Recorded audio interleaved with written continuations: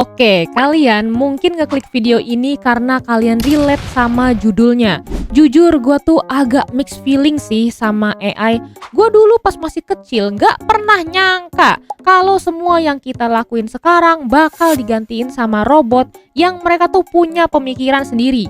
Gue masih inget banget zaman-zaman gue SMA. Gue tuh kayak nyontek pakai Brainly, guys. Bagi kalian yang nggak tahu, Brainly tuh kayak web yang kita bisa tanya-tanya di situ, entar ada orang lain yang jawabin buat kita.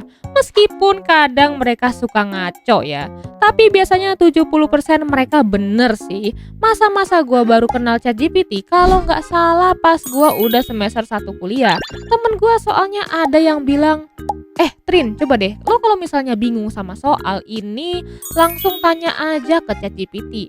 Hah? What is that, bro? Masa lo nggak tahu sih, hidup di zaman batu lo ya? Ya itu AI-nya Google, coy. Nah, pas gua nyoba, udah cepet banget keluarnya teksnya tuh, bejibun. Dan meskipun teks-teks ini semuanya kayak dirangkum sih ya sama Google, terus kayak dipilah-pilah gitu. Dan belum tentu semua yang dikatain ChatGPT tuh bener loh.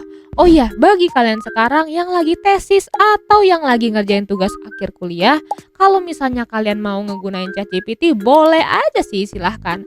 Asalkan hanya dipakai untuk sebagai inspirasi aja ya. Soalnya kalau skripsi kebanyakan harus ngambil dari kajian tertentu, guys. Gak bisa asal comot Google.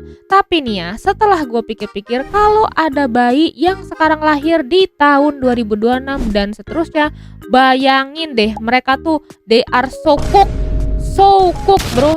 Kayak nanti orang-orang dewasa di tahun mereka bakal apa-apa nanya ChatGPT. Bahkan dokter pun ada yang lulus kuliah lewat jalan ChatGPT. Coba aja nih ya, kalau misalnya mereka ngejalanin operasi sambil nanya ChatGPT. Sus, gunting, jarum 1 inci. Apalagi ya? Ini gue lagi operasi sih. Habis gue kasih jarum, apalagi ya selanjutnya? Alat selanjutnya pakai sawit sama asbak bal. Oh hell nah bro. Nah terus nih sekarang para boomer atau orang tua udah pada ke-expose ya kan sama hal-hal AI. Awalnya gue nggak begitu masalah. Lama-lama mereka tuh udah kayak ngebangga-banggain AI gitu loh. Nah jadi tuh literally semua keluarga gue demen sama AI. Gue paham zamannya mereka tuh beda banget sama kita, dimana pasti mereka ngeliat AI itu sebagai alat bantu yang ngebuat hidup menjadi lebih mudah dan ngebuat pekerjaan lebih gampang aja.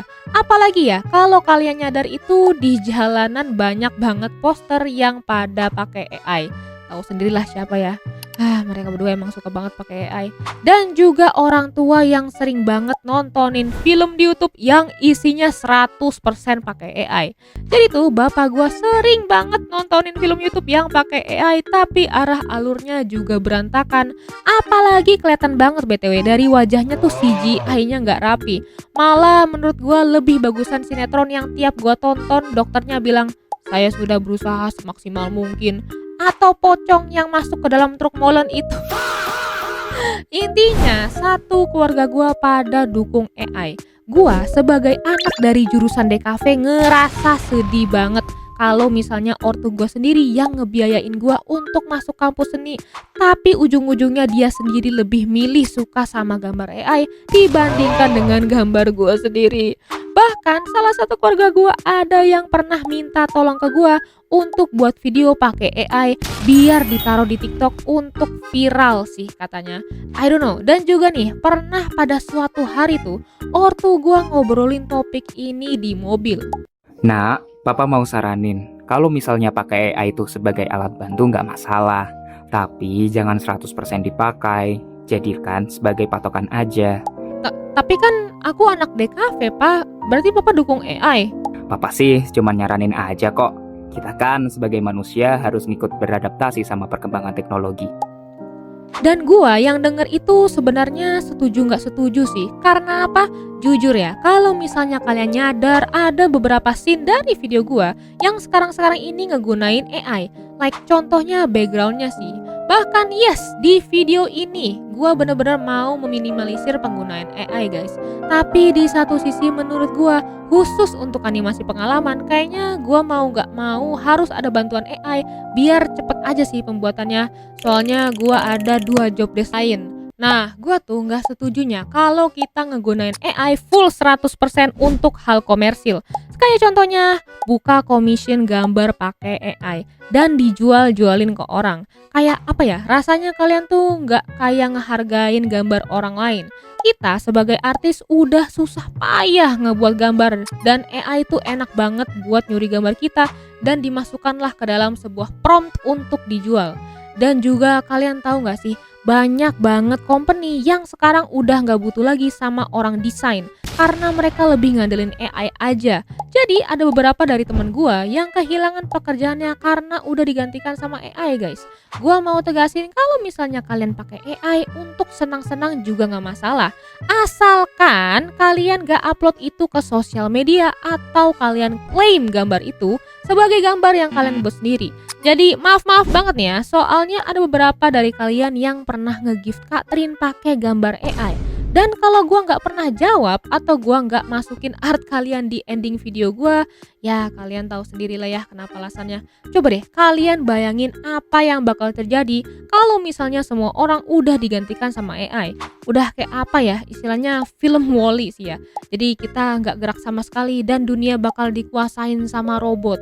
Tapi nggak salah juga kalau AI itu bikin hidup lebih gampang karena bisa ngerjain banyak hal yang biasanya makan banyak waktu. Tapi masih ada juga sih pekerjaan manusia yang gue yakin gak bisa digantiin sama AI. Lebih tepatnya paling robot sih yang ngegantiin. Masa iya gitu AI bisa ngefursut? Oke, gue mau tahu pendapat kalian.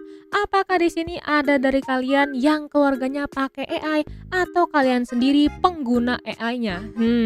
Coba jelasin kenapa kalian pakai AI. Thank you so much yang udah nonton. Aduh, akhirnya selesai juga. Kayaknya biar short YouTube-nya nggak kosong diisi banyak konten, mending fun fact aja nggak sih? Menarik ya kan? Jangan lupa like, subscribe, and comment. Kita akan bertemu lagi di video selanjutnya. Bye-bye!